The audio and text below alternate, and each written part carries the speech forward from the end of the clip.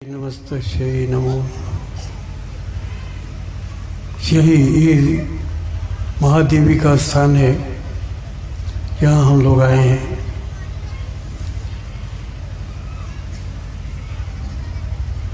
वो देवी 5 भूतों से निर्मित है, 5 भूतों में रहती है। और किस तरह से रहती है? दया के रूप में रहती है। दया रूपेण संस्थिता, दया के रूप में। आप दूसरे रूप में खोजेंगे कभी तो कभी नहीं मिलेंगे। कई जन्म बीत जाएंगे इसे खोजने में, आपको नहीं मिल सकती है। दया रूपेण संस्थिता बड़ा स्पष्ट शब्दों में कहा गया है, लेकिन क्या कभी कोई इस बात को समझता है कि दया के रूप में मिलने वाली देवी दूसरे रूप में नहीं मिल सकती है, दूसरे आचरण करने से नहीं मिल सकती है। कई जन्म बीत जाएंगे आपको। दया और कृपा 2 शब्द होता है। कृपा किया जाता है, और दया अहैतुक होती है। दया का रूप अहैतुक है। जब आप अपने को उस तरह से बना लेंगे, इस तरह से अपने को बना लेंगे कि दया करने की योग्यता आप में आनी चाहिए। दया होने की योग्यता जब तक आपके अंदर में अहम नहीं गलेगा, दया की योग्यता बनेगी नहीं। अहम तो कुछ है ही। अहम धन का है, दौलत का है, जाति का है, विद्वता का है।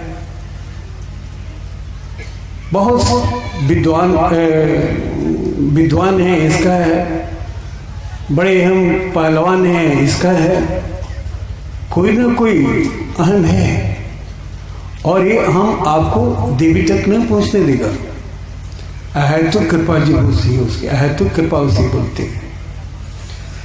बिना माने में न तो कोई कृपा। जैसे आपका भेष बन गया, बाहरी भेष नहीं, आंतरिक भेष, अहम का भेष, मैं का भेष। जैसे मैं का भेष बन गया, यानी मैं किस चीज से बना है? तो मैं काम से, क्रोध से, लोभ से, मोह से, मद से, इतने चीजों से मैं बना हुआ है। अब इन 5 को जब तक रूपांतरित नहीं होंगे आपकी साधना के द्वारा, आप इसे वो भेष नहीं पहनाएंगे जब आपका मोह, आपका लोभ, आपका क्रोध वो भेष बना ले और अहैतुक कृपा उसकी करने की स्थिति में ला दे। अनजाने वो देवी और सब भूतों में रहती है। हम 5 भूतों से बने हुए हैं।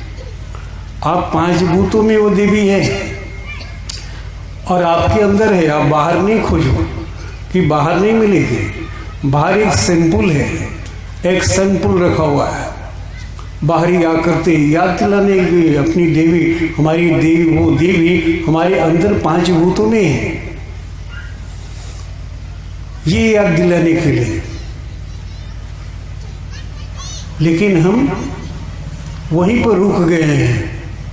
उन्हीं की आराधना, वो पृथ्वी तत्व की देवी है, पृथ्वी तत्व की देवी की आराधना कर रहे हैं। वो केवल पृथ्वी तत्व की है, लेकिन शेष तत्व आपकी देवी आपसे नाराज हो या आपके प्रीता आपने हासिल नहीं किया उस देवी के, तो वो आपको क्या फायदा करेगी? आपकी कुशलता कैसी रहेगी? 5 भूतों से बने हैं। कौन सा भूत है ये जान रहे हैं? पृथ्वी तत्व। वो पृथ्वी तत्व मिट्टी की बनी हुई देवी है। ये पृथ्वी तत्व का शरीर है, और इस पृथ्वी तत्व में 4 तत्व और हैं, लेकिन उसमें 4 तत्व को नहीं पकड़ सकते। 4 तत्व उसमें नहीं है, लेकिन आपके जो मिट्टी का शरीर है ये 4 तत्व और है। दूसरा तत्व है जल तत्व, अग्नि तत्व, वायु तत्व, आकाश तत्व। ये 4 तत्व है अभी। और ये इन तत्वों की देवी बिलख रही है, आपकी तरफ निगाह करके बिलख रही है, क्योंकि आपके अंदर में जो दया के रूप में वो छिपी हुई है, तो वो कैसे प्रसन्न होगी जब तक ले आप अपना वो वेश नहीं बनाएंगे, जिसे देखने के बाद कहते हैं कि एक भिखारी वो टाई कोट पहनकर भीख मांगने जाए तो कोई उसे भीख देगा? 2 गालियां देगा। भीख मांगने का वो भेष नहीं है, वो भेष है चिथड़ा पहने हुए हैं, गरीबी झलक रही है, भूखमरी जैसे चेहरे को दिखाई रहे कि भूखे हैं और भूखमरी का शिकार हम हो गए हैं, कोई एक दाना नहीं देने वाला है। ऐसी स्थिति हमारी बनी हुई है। जो देखने से दया आ जाए, देखने मात्र से दया आ जाए, उसके लिए कोई साधना की जरूरत नहीं है, कोई विद्वान बनने की जरूरत नहीं है, केवल जरूरत है उस भेष में हो जाना। और भेष में ऐसे नहीं होगा जब तक ले आप अपने अंदर में नहीं जाएंगे, तब तक ले वो जो शक्ति है, जो जल तत्व में जल शरीर है आपके अंदर में, वो अग्नि शरीर है, उन शरीरों में रहने वाली देवी को कैसे पहचान पाएंगे, कैसे रिश्ता बना पाएंगे? नहीं रिश्ता बन पाएगा और जीवन भर इसी तरह से करते रहेंगे। बचपन में हम लोग पढ़े थे एक सावित्री की कहानी, सावित्री और शक्तिमान। सावित्री अपने लिए वर खोजती है और खोज करके थक गई कि कोई ऐसा वर नहीं है जो मुझे वरण करे, उसे वरण करे। सावित्री एक शक्ति है जो काम करना चाहती है, उस जगत में जीवों के प्रति उसका काम करना चाहती है, दया करना चाहती है, लेकिन कोई ऐसी व्यक्ति नहीं मिल रहा है।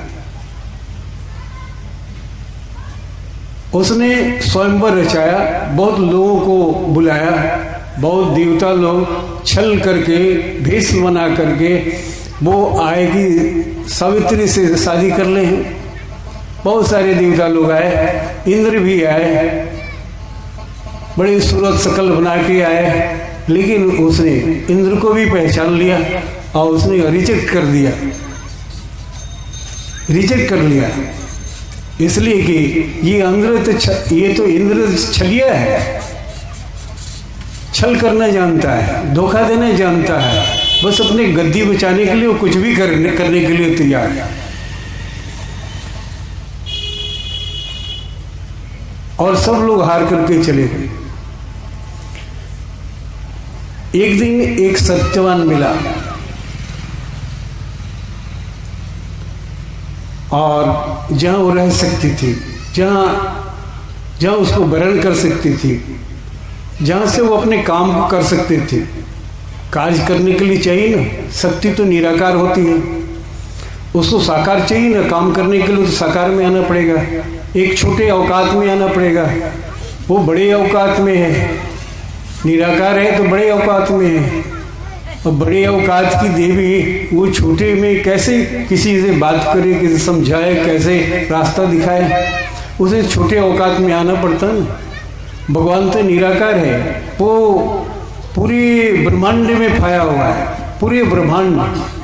और ब्रह्मांड कितना है, कितना बड़ा है, तो खगोल शास्त्र कहता है 10,000 निहारिकाएं ब्रह्मांड में रहती है, और एक निहारिका में वो करोड़ों सूर्य होते हैं एक निहारिका में, फिर 10,000 निहारिकाएं से कैलकुलेशन कर लीजिए कितना सूर्य होंगे, कितना वो ब्रह्मांड होगा। हम तो अभी एक ही सूर्य को देख रहे हैं, जहाँ जाते हैं यही सूर्य दिखाई पड़ता है, एक ही सूर्य से पूरा इंग्लैंड अमेरिका, भले वो रात में अंतर हो जाए, यहाँ दिन है वहाँ हो सकता है कि शाम हो गया हो, रात हो गया, लेकिन सूर्य एक ही है।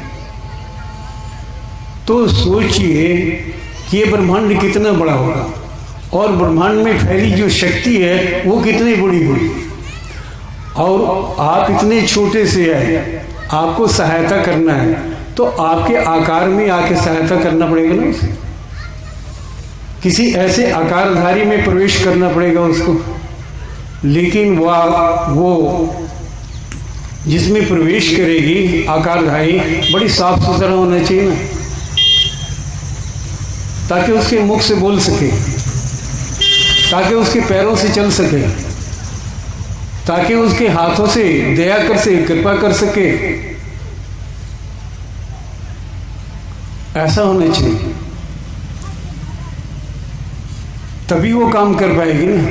वो निराकार शक्ति पूरे ब्रह्मांड में है तो किसी काम की नहीं, हमारे लिए तो किसी काम की नहीं है। हमारे लिए तो वो शक्ति चाहिए जो हमारी ही तरह एक छोटी सी औकात में हो, एक शरीर में हो, उसके पास मन हो, उसके पास दिल हो, उसके पास बुद्धि हो, जो मेरे मन की बात समझता हो, जो मेरे दिल का बात समझता हो, जहाँ मेरी बुद्धि थोड़ा अट सकती है, समझ सकती है।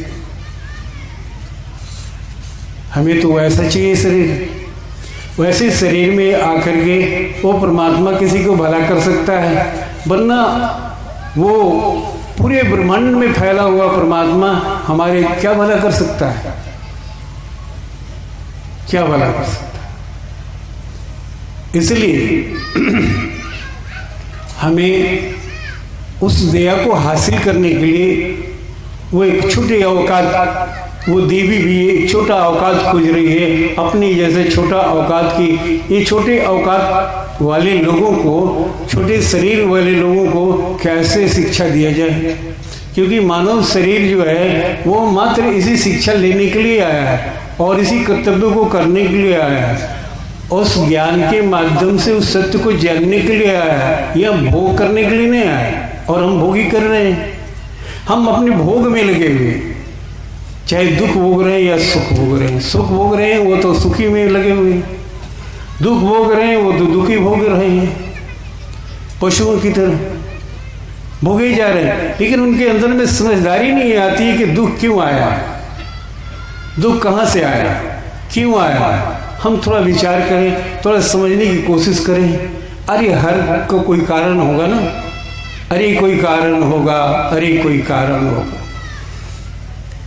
एक झोली में फूल भरे हैं, एक झोली में कांटे, अरे कोई कारण होगा, अरे कोई का तेरे बस में कुछ भी नहीं है, बांटने वाला बांटे, अरे कोई कारण होगा, अरे कोई कारण होगा। उस कारण को खोजना है ना।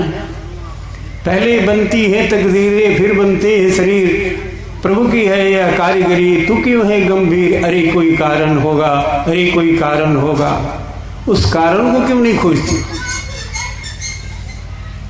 उस कारण को क्यों नहीं खोजती। हम उस कारण को खोजें तब समझ में बात आएगी। तो वो सत्यवान को वर्णन कर ली। जब सावित्री की माँ ने पूछा कि बेटी जानती हो उसकी उम्र क्या है, उम्र क्या है, कितना उसकी उम्र बची है? तो बोले कि माँ जानती हूँ। पे कितना? 1 महीने। 1 महीने इतने जानती हुई भी उसको तुम शादी कर रही हो, वरण कर रही हो, पति बना रही हो, 1 महीना। सावित्री ने कहा कि माँ 1 महीना तो बहुत दूर, बहुत समय होता है। 1 दिन के लिए भी मुझे कोई पति मिल जाए सत्यवान की तरह, 1 दिन के लिए तो मैं बहुत काम कर सकती हूँ। मैं ऐसे ही डंडना रही हूँ, फिर रही हूँ, कोई सत्यवान मिलता नहीं जिसमें प्रवेश करके मैं बोल सकूँ, बता सकूँ, चिता सकूँ, चला सकूँ और भिन्न भिन्न करिश्मे दिखा सकूँ। कोई ऐसा मिलता नहीं है, योग्य कोई वर नहीं मिलता। इसलिए मैं घूम रही हूँ। तो 1 महीना बहुत बड़ा अवधि होता है, 1 दिन में तो बहुत कुछ मैं कर सकती हूँ। इसलिए 1 महीने पर मैं खुश हूँ। और 1 महीने जानने के बाद भी उसने सत्यवान से शादी किया।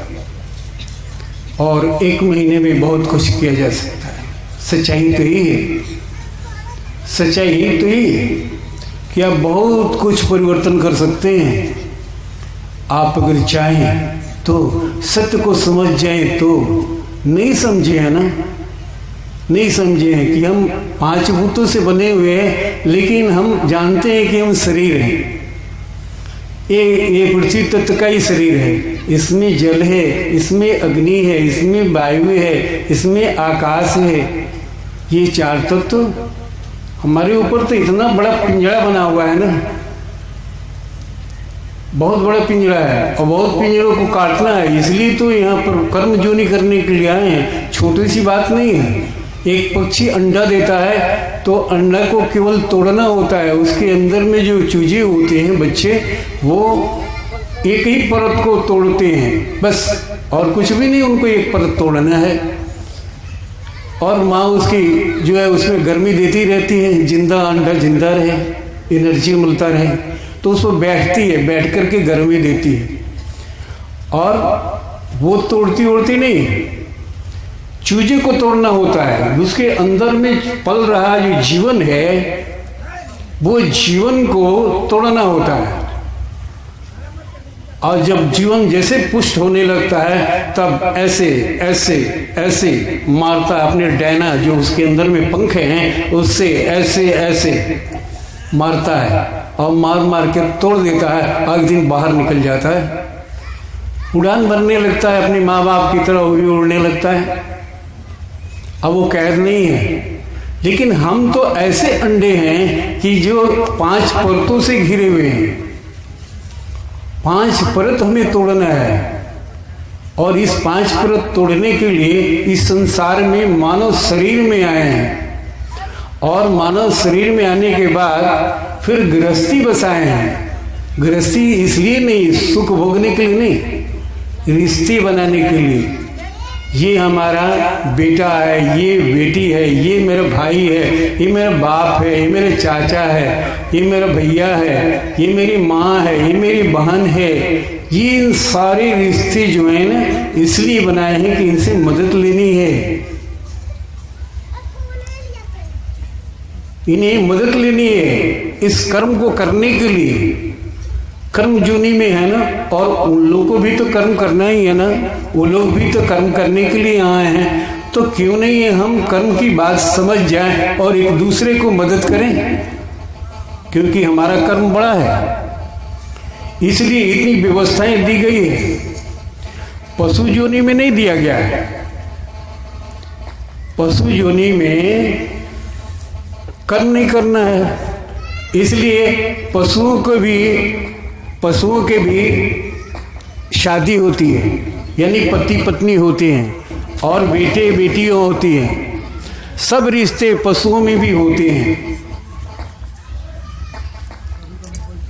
लेकिन कोई रिश्ता किसी काम में नहीं आता है। वो एक रिश्ता दूसरे रिश्ते को कोई मदद नहीं करता है, जान पहचान तक ले भूल जाता है उसे।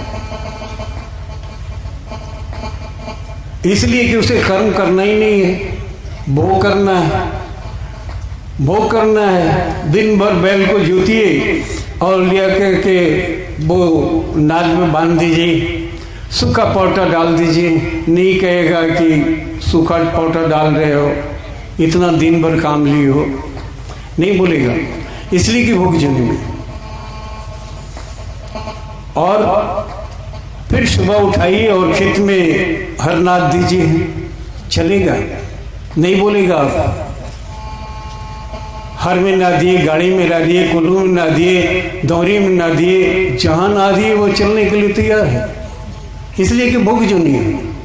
इसलिए कोई वहाँ ऑब्जेक्शन नहीं है, कोई कंप्लेन नहीं है, कोई वहाँ न्यायालय नहीं है कि जहाँ शिकायत कर सके और दिन भर की मजदूरी मांग सके। बस पेट भरो और जियो और काम करो, क्योंकि कर्जा भरना है ना। दिन भर की मजदूरी कर्जे में चली जाती है, मांगता नहीं है, लेकिन आप वसूल कर लेते हैं, क्योंकि मजदूरी तो उसके माँ बाप को देते नहीं है। या उसे तो देते नहीं हैं, केवल भोजन देते हैं। आज किसी भोजन पर किसी आदमी को रख लीजिए, कोई रहेगा? कोई रहने के लिए तैयार होगा? नहीं। भोजन तो लेगा ही लेगा, फिर मजदूरी चाहिए। 1 घंटा काम किया तो 1 घंटे की मजदूरी चाहिए। अगर नहीं किए तो कोर्ट में फैसला करा लेगा और वो डिग्री करा लेगा, आपको मिल जाएगा। समाज का पंचायत करा लेगा, वो पंचायत भी उसे वो दे देगी। ये सही बोल रहा है। 1 घंटा की मजदूरी किया, आपने दिया नहीं, क्योंकि कर्म जो नहीं है ना। यहाँ इसलिए न्याय है, इसलिए आपको बाल बच्चा, घर मकान, धन दौलत, गाड़ी छकड़ा, वो जो ऐश्वर्य की चीज, सारी चीजें दी गई है, केवल कर्म जोनी में खर्चा करने के लिए दी गई है, कर्म जोनी में सहायता लेने के लिए दी गई है। इसलिए नहीं कि भोगने के लिए दी गई है कि सबको भोगो। और सब रिश्तों को हम भोगते हैं, केवल भोगते हैं और मनमानी काम करते हैं और बीमार रहते हैं, तकलीफ होती है, कहते हैं देखो ना ऐसा हो गया, वैसा हो गया, ऐसा हो गया। अरे तुम कर क्या रहे हो? तुम तो ऐसे ही बेईमानी कर रहे हो, अपने आप से बेईमानी कर रहे हो, अपने स्वयं आत्मा को धोखा दे रहे हो। आत्मा को धोखा तुम खुद दे रहे हो, दूसरे को नहीं, तो अपनी आत्मा को धोखा दे। बिना माने मतलब कि जालों में फंस करके और फंसा रहे हो सबको। तुम मनुष्य हो ना। मनुष्य का अर्थ क्या होता है? अर्थ निकालने के लिए क्या करेंगे? अगर व्याकरण पढ़े हैं तो उसे संधि विच्छेद कर दो, उसे उन शब्दों को छोटे छोटे वर्ड में बांटो, बात समझ में आ जाएगी। जो छोटी छोटी चीज समझ सकते हैं। मनु जो ईस होता है, मनुष्य, मनु का मतलब होता है मन वाला। जहाँ मन होगा वहाँ 4 तत्व काम करेंगे। मन जो है ना बहुत बेईमान है और शैतान है, और यही भगवान भी बन सकता है और यही शैतान भी बन सकता है। ये ऐसा खड़जंग है। अगर इस बात को नहीं समझा जाए तो आपको इंसान नहीं हैवान बना देगा। अगर इसको समझने लगे तो आपको भगवान बना देगा। ये मन सबको बटोर करके, यानी चारों तत्वों को बटोर करके बाहर निकल गया है, शरीर से बाहर निकल गया। अब वहां कौन सा बचा है?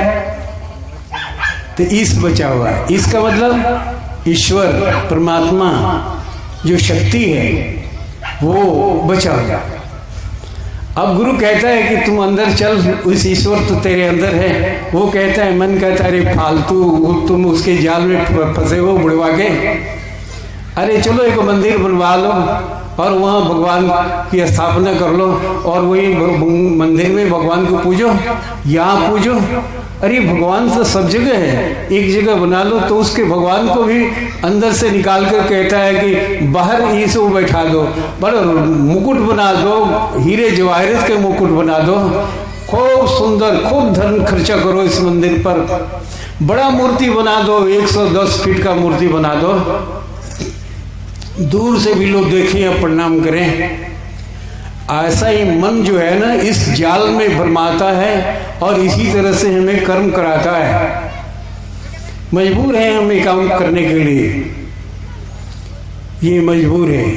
अंदर मन जाना नहीं चाहता है, अंदर जाना ही नहीं चाहता है। ये 4 तत्वों के लेकर के बाहर अपना घेराबंदी करते रहता है और हम बिलखते हैं, मन के गुलाम हो चुके हैं, रोते हैं, बिलखते हैं।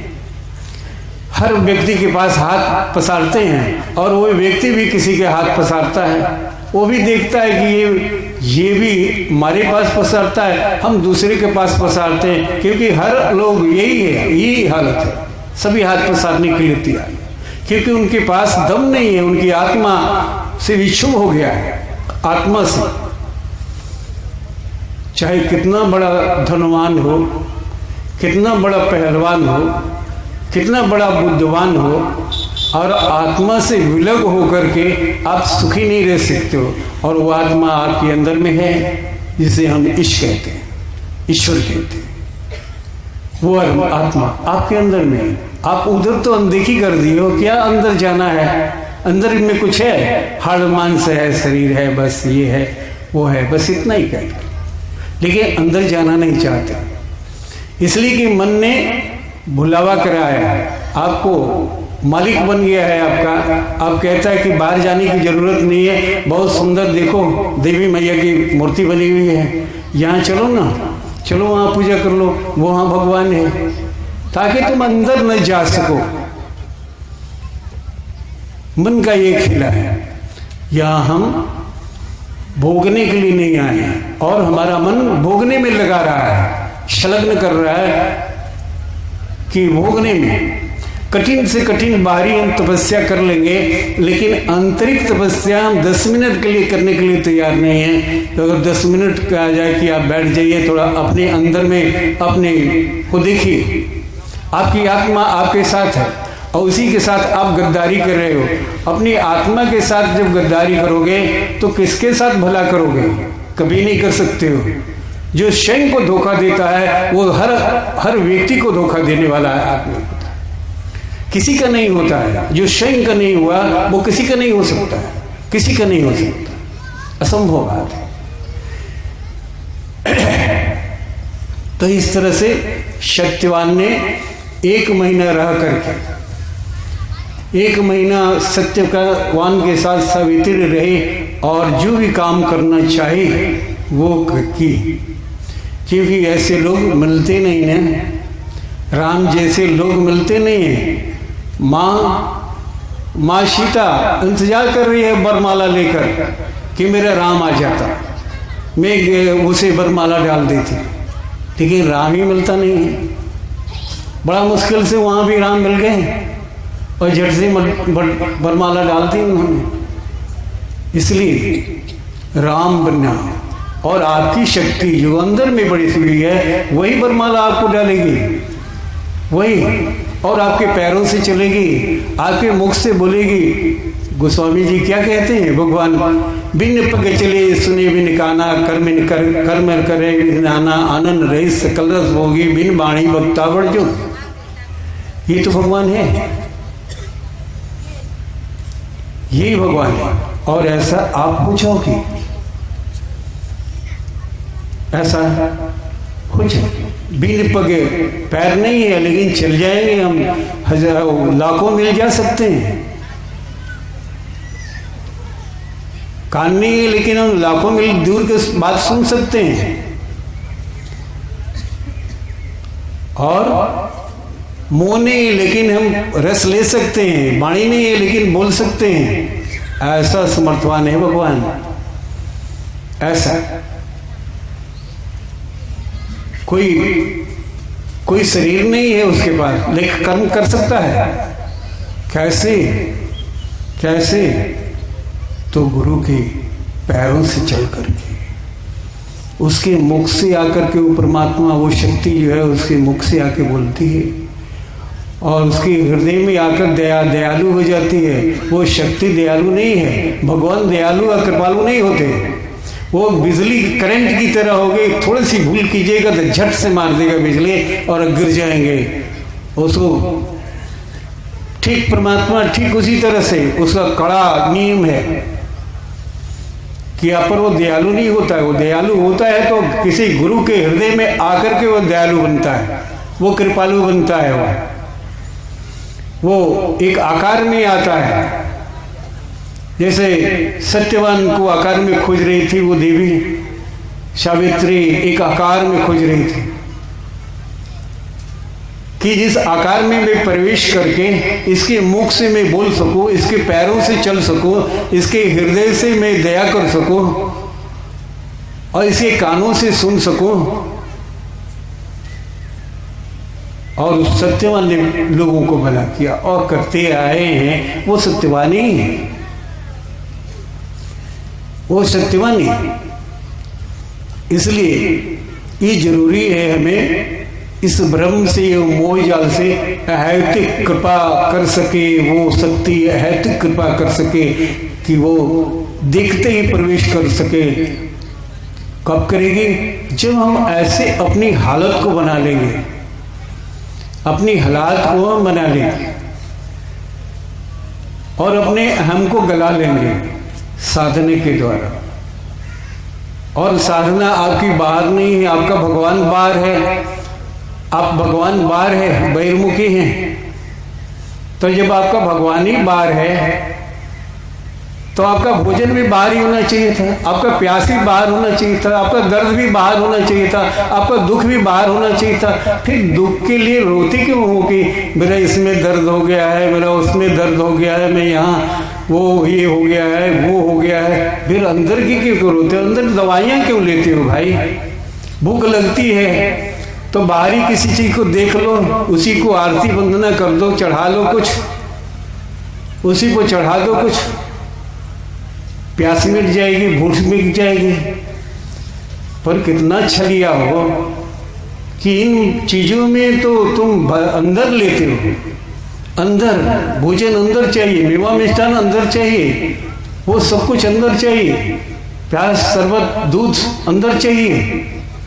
गाय का सेवा कर रहे हैं, गोबर को पात रहे हैं, वो बैल को कर रहे हैं और उसका दूध हमें अंदर चाहिए।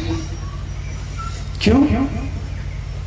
आपका भगवान जब बाहर है तो आपका सब कुछ बाहर ही होना चाहिए था। कितने चालाक हो, कितने होशियार हो। इसे होशियारी कहेंगे, चालाकी कहेंगे या मूर्खता? मूर्खता कहेंगे, होशियारी नहीं कहेंगे।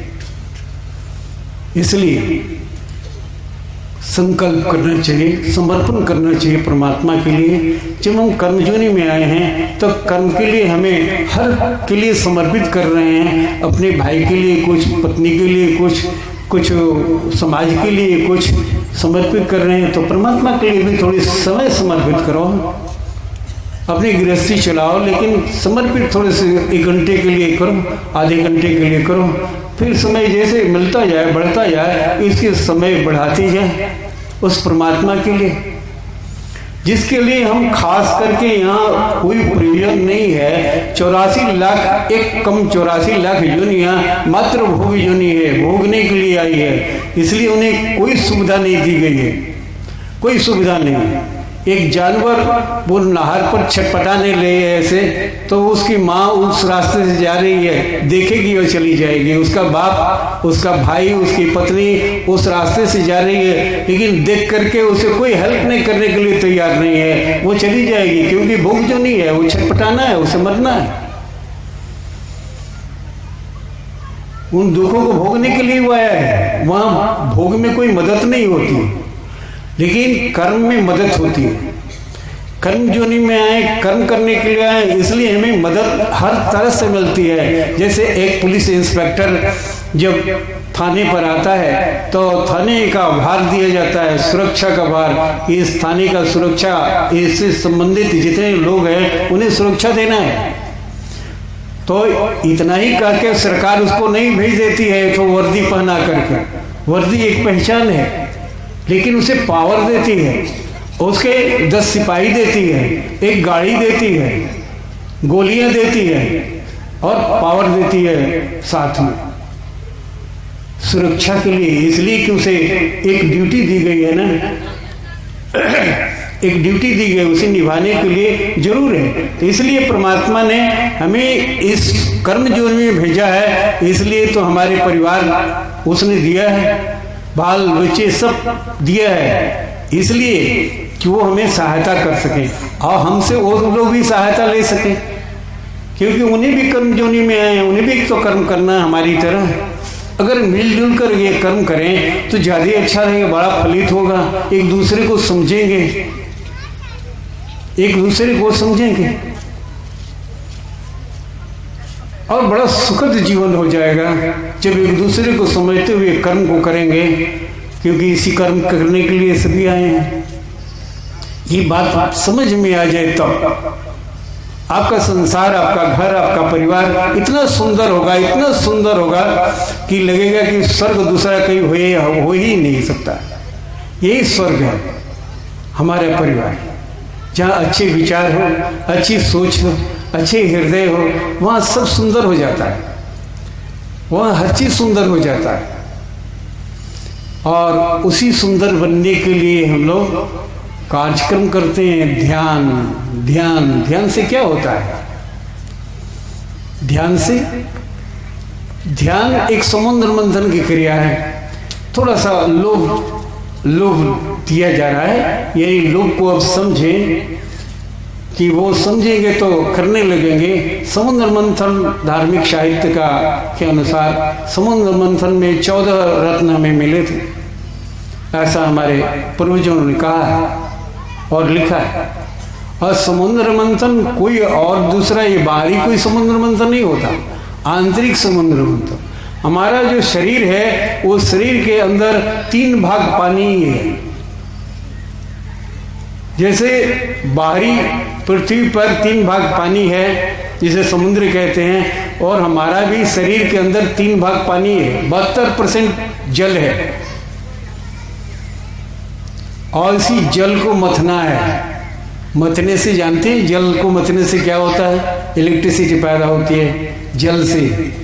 आप सोच सकते हैं कि बिजली पैदा होगी पानी से? हाँ, बिजली पानी से पैदा होती है।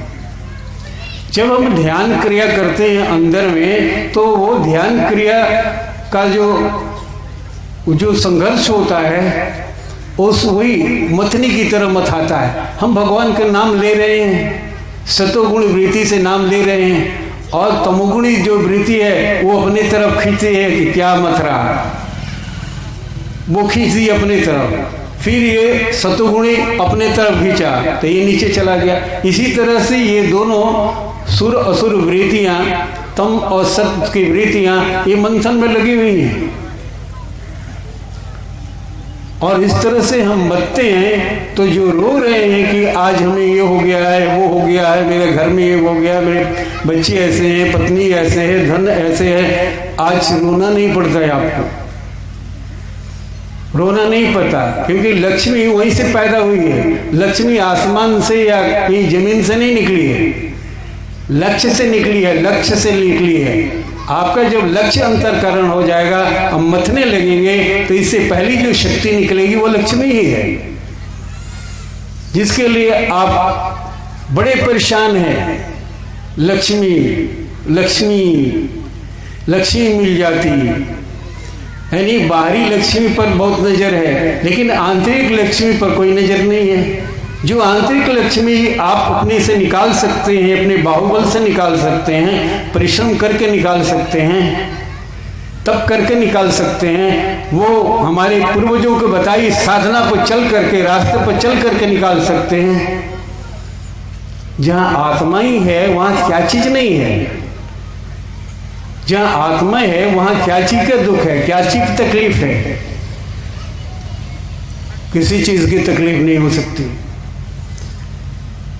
यही है हमारा अज्ञानता, जो हमें यहां से काट के रखा है, अपनों से काट दिया है, अपनों से। आज झगड़ा क्यों है, संसार दुखी क्यों है? अपनों से फूट है। अपने जितने अपने हैं वो सब हटते जा रहे हैं, हम अकेले होते जा रहे हैं, यही दुख है। बढ़ते बढ़ते अब कितना बांटोगे? पति पत्नी ही तो बचे, अब पति पत्नी में बांटो, सब तो बच ही गए, ऐसे संकीर्ण हो गए हम, इस तरह से संकीर्ण हो गए। तो इसलिए मथनी करो। ये ध्यान वो मंथन करने की क्रिया ही है कि आधे घंटा मंथन करो, 1 घंटा मंथन करो।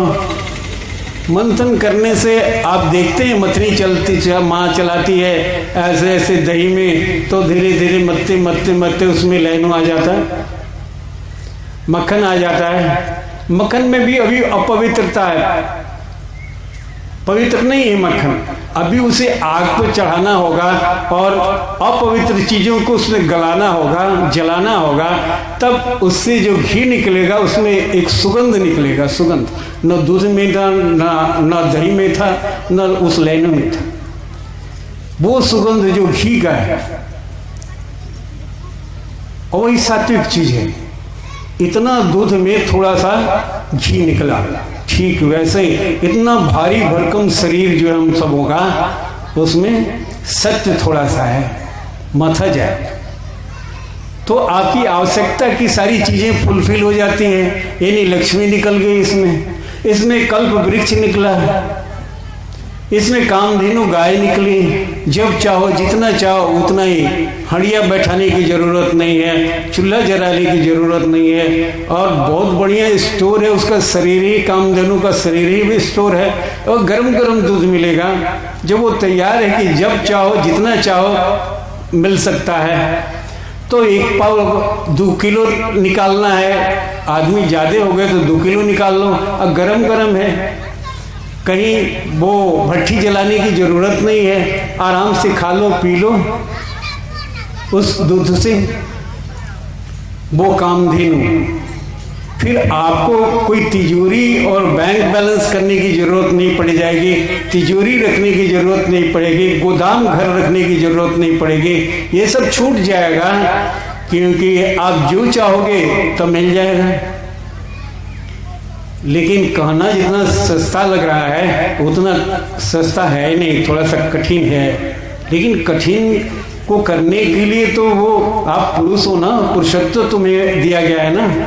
आप पुरुषत्व को पैदा करने के लिए, विशेष पुरुषत्व को पैदा करने के लिए ध्यान किया जाता है। ध्यान पुल्लिंग शब्द है, भक्ति स्त्रीलिंग शब्द है। तो ध्यान इसलिए करते हैं कि हमारे अंदर में पुरुषत्व पैदा हो जाए, ताकि हम ललकार सकें, हमारे अंदर में एक ललकार पैदा हो जाए, आगे बढ़ने का, आगे जाने का, आगे पाने का, उस सत्य को जानने का एक ललकार पैदा हो सके। और वो ललकार पुरुषत्व में होता है, स्त्रीत्व में नहीं होता। स्त्रीत्व समर्पित है, स्त्री समर्पित है, और आगे चल करके हम भी समर्पित हो जाएंगे। जब समाधि में जाएंगे, जब योग समाधि में जाएंगे, ध्यान की समाधि में जाएंगे, तब हमारा भी चित्त स्थिर हो जाएगा। समर्पित होने के लिए हम तैयार हो जाए। समर्पित तो होना है, समर्पित तो होना है। तो इसलिए कामधेनु मिल गई, कल्प वृक्ष मिल गया, जिस वृक्ष के नीचे बैठो, जो कल्पना करो वही कल्पना सही हो जाए, साकार हो जाए। ये तो आपके अंदर दम है, फिर इसके लिए दूसरी जगह क्यों जाते हैं? और इसी से मिला चंद्रमा। चंद्रमा का काम क्या है? तो बड़े शांत रखना, सहनशीलता का प्रतीक है चंद्रमा। आप इतने सहनशील हो जाएंगे, शांत हो जाएंगे, और आत्म स्वरूप का, आत्म शक्ति का भी प्रतीक है। इसी को पाकर के शिव जी बालचंद बन गए, और इसी को पाकर कृष्णचंद्र बन गए, इसी को पाकर वो शक्ति रामचंद्र बन गए। चंद्रमा का ही था वो। बालचंद में शिव जी में चंद्रमा थोड़ा छोटा है, उसकी ऊर्जा थोड़ा कम है, सन शक्ति थोड़ा सा कम होगी, या हर चीज कम होगी थोड़ा सा। लेकिन वो जब वो कृष्णचंद्र बनेंगे तब सन शक्ति अब बढ़ जाएगी। 100 बार गाली दिया शिशुपाल ने कृष्ण को, और 100 बार उन्होंने कहा था कि माफ करूंगा, लेकिन वो सोचता था कि 100 बार सुनने की ताकत इसके अंदर में है, ये कायर है, ये कमजोर है, ये भभकी मार रहा है, ये कुछ नहीं कर सकता है। और एक बार और कर दिया तो वो तुरंत मार दिया, गला कट करके वो अलग। तो ये संशक्ति कृष्ण में आई जो शिव से भी जाती है, और राम में आई, ये कृष्ण में आई तो कृष्णचंद्र बन गए, ये राम में आई तो रामचंद्र बन गए, ये पूर्णिमा बन गए, पूर्णवासी की चंद्रमा बन गए। ये सतयुग त्रेता में जन्म लिए और सतयुग में प्रवेश कर गए, और अपना नाम छोड़ गए हैं कि मेरा राम सतयुग का है। ये राम रमन्ते योगिना यस्मन्तिता रामा। योगी लोग जो रमण करते हैं, जहाँ स्थिर हो जाते हैं, हैंग हो जाते हैं, जहाँ ठहर जाते हैं, उस शक्ति का नाम राम है। जो वर्तमान में, इसका वर्तमान इतना बड़ा है कि वहाँ भूत जा भी नहीं सकता है, और भविष्य तो खुश हो रहा है कि मेरा ही स्वरूप रचा जा रहा है, मैं ही तो हूँ। इसलिए भविष्य स्वीकार कर रहा है उसको। और इस तरह से इतना ही नहीं मिला, हलाहल भी मिला। हलाहल, अब कहोगे कि भाई ये ध्यान करने से और ऐसे साधना करने से हलाहल भी मिलेगा। हलाहल तो अच्छा चीज नहीं है। हाँ, अच्छा चीज है। जब आप बड़े सफर कर रहे हो तो कठिनाइयां तो आएंगी ना, कठिनाई आएंगी, लेकिन सहन शक्ति जो दिया गया है, इसीलिए तो चंद्रमा दिया गया है को सहन शक्ति, वो सहना। कठिनाई आएंगी तुम्हारे एगस में, कुछ लोग बोल सकते हैं, कुछ गालियां भी दे सकते हैं। ऐसा नहीं कि भगवान को गाली लोग नहीं दिए और नहीं देते हैं, लेकिन उनकी मूर्तियों पर जाओ 10,000 गाली तो कुछ भी नहीं बोलेंगे ना। वैसे मूर्ति की तरह सहनशील होनी चाहिए हमें। माँ देवी इसके पास में जाकर जी मांगना चाहिए, वो प्रणाम करना चाहिए। माँ तेरी जैसी सहनशीलता मुझे चाहिए, तेरी जैसी सहनशीलता अवश्य।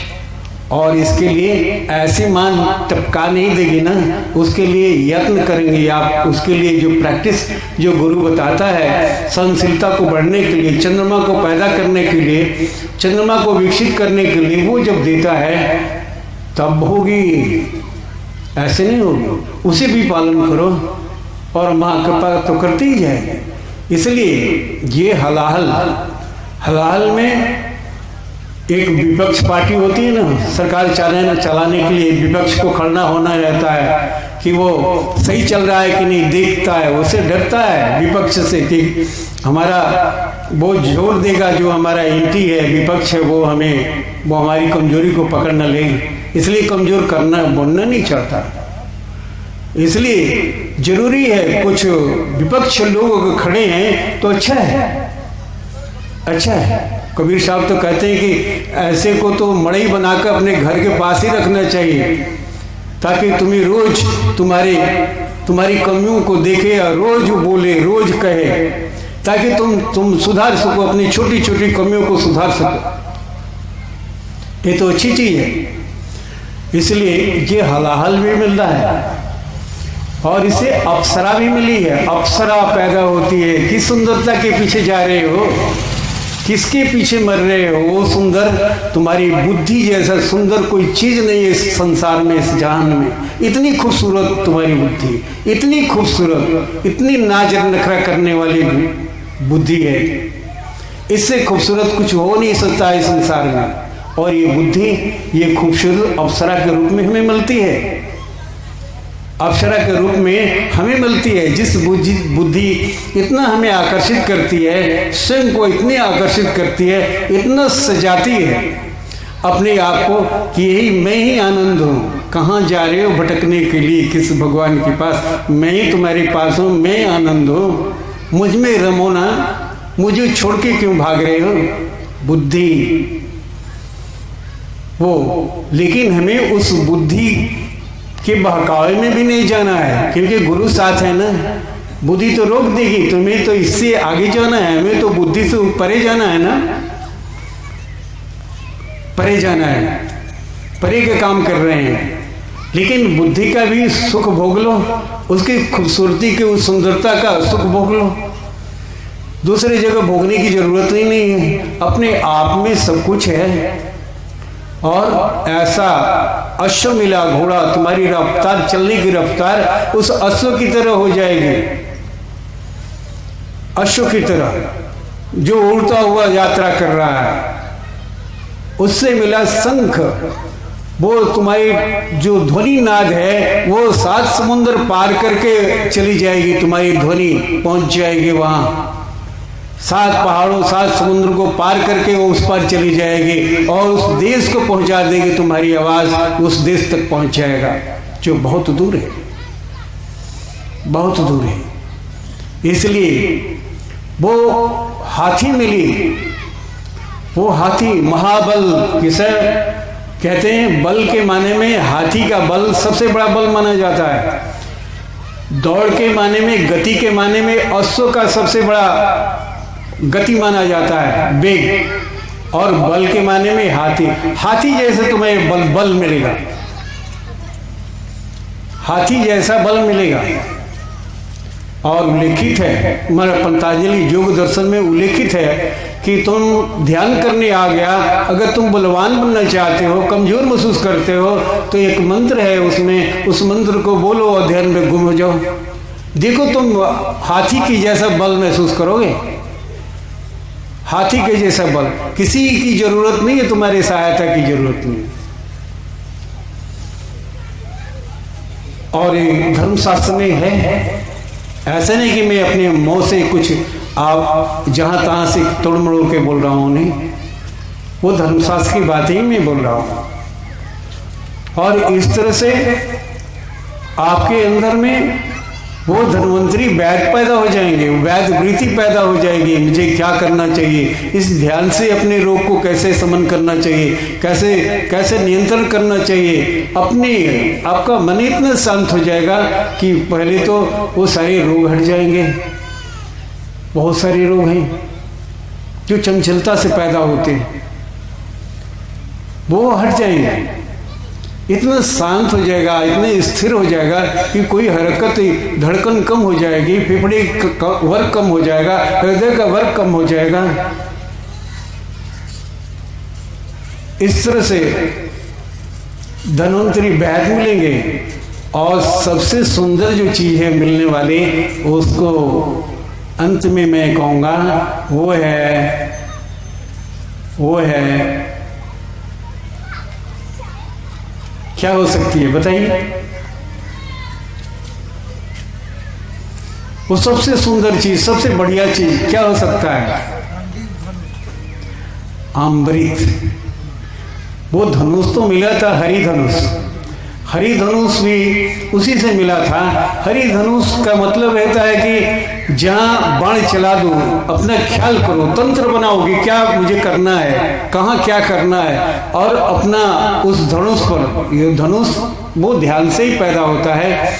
तो वो धनुष रहेगा तो अपना बाण नहीं पैदा करना है, धनुष पैदा करना है। और धनुष हो जाएगा तो तुम जहां भी साधोगे, जहां अपने लक्ष्य को बनाओगे और सेंड कर दो, वहां पर कोई भी चीज करना है कर सकते हो, मिनटों में हो जाएगा। वो धनुष बाण उतना तेज गति से जाएगा और वह वो काम हो जाएगा। तुम्हारा किसी को मदद करना चाहते हो तो वो हरि धनुष से सहायता कर सकते हो, अपनी सहायता की नहीं, दूसरे की, तुम्हारे प्रियजनों की सहायता भी कर सकते हो। और सबसे सुंदर जो चीज है, जो लुभाती है, वो है क्या बोले हम? अमृत। अमृत जहां मृत्यु नहीं है, अमृत वो चीज है, वो ध्यान से ही पैदा होता है, वो ध्यान से ही पैदा होता है। तो ये 14 रत्न मिले हैं, 14 रत्न। ये 14 रत्न, दो एक और भूल रहा हूँगा, हो सकता है। तो वो 14 रत्न आपके लिए है, आपके लिए है, कर्म जूनी के लिए है। लेकिन आप करते हैं? आपको तो ध्यान बताया जाएगा तो 2 दिन करेंगे, 1 दिन छोड़ देंगे, 4 दिन करेंगे तो 3 दिन छोड़ देंगे, फिर कहेंगे कि अब वो सोमवार को सोमवार किया करेंगे, साप्ताहिक सत्संग में ही करेंगे, ऐसा छोड़ देते। लग रहा है कि गुरुजी आपको बुद्धू बना रहे हैं।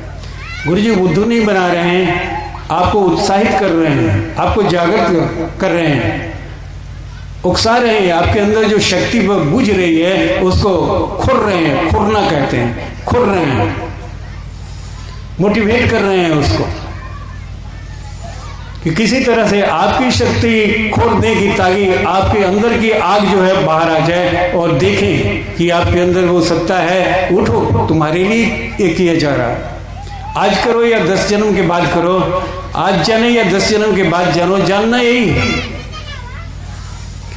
तो इसलिए हम लालची है ना, हम लालची या लालच वाला काम ज्यादा करते हैं कि इसमें क्या क्या फायदा है। इसलिए मैं कुछ फायदे की बात बता दिया कि आपको बहुत फायदा है, फायदा ही फायदा है, फायदा ही फायदा है। और आपका घर पहले तो सुख समृद्ध स्वर्ग बन जाएगा। घर को स्वर्ग बनाना और ये इन सारी चीज़ों को ये आपके हाथ में होगी, कहीं दूसरी जगह नहीं है। वो कि भगवान इंद्र के पास, भगवान विष्णु के पास ही नहीं होती है, आपके पास होती है, आपके पास होती है। वो सारी सत्ता आपके पास होती है। आप कर्म जोनि में हैं, वो भोग जोनियों को कहाँ से मिलेगा? ये भोग जोनि तो भगवान भी भोग जोनि में है, वो देवता सारे भोग जोनि में हैं। वो भी अगर उनका पूरा हो जाएगा भोग, वो ढकेल दिया जाएगा पृथ्वी पर कि जाओ कर्म जोनि करो।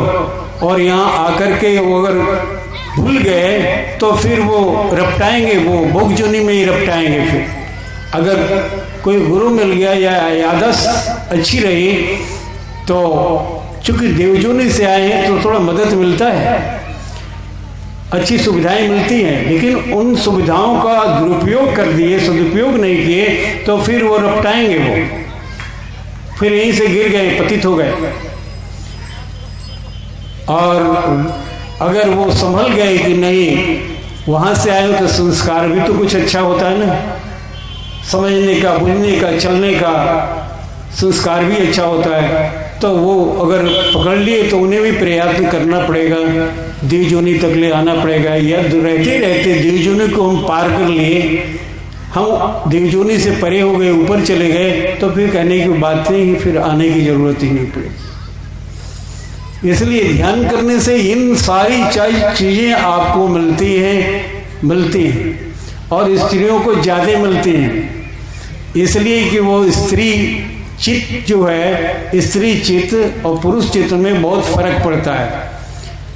पुरुष चित्त थोड़ा उदंड होता है, इसलिए उसको ज़्यादा साधना की जरूरत पड़ती है, अपने मन पर लगाम लगाने के लिए ज़्यादा जरूरत पड़ती है। स्त्री चित्त तो थोड़ा वो समर्पित है, समर्पण है उसके, वो जुगों से उसका जन्म ही समर्पण के लिए हुआ है। उसका स्त्री का अर्थ होता है सुंदर, सुंदर, अति सुंदर, अति सुंदर, सुंदर। और भगवान का भी वही गुण है, सुंदर। कितना तो करोड़ों कामदेव जहाँ शर्मा जाते हैं, वो तो सुंदर हैं। तो निसंदेह तो रिफ्लेक्ट करेगा भगवान की कृपा उन पर ज्यादा, वो आकर्षित होंगे आपके सुंदर चित्त से, आपके सुंदर सोच से। हाँ, अब स्त्री बनना नहीं चाहती, वो पुरुष बनने के क्रम में है, अन्य बात है। उसे वो शरीर ही स्त्री है कि वो चित्त पुरुष हो चुका है, तब तो उसे भी परिश्रम ध्यान करना पड़ेगा, परिश्रम करना पड़ेगा उस अपने चित्त में आने के लिए। लेकिन उनका खानदानी है, इसलिए वो अपने चित्त में आ सकती है।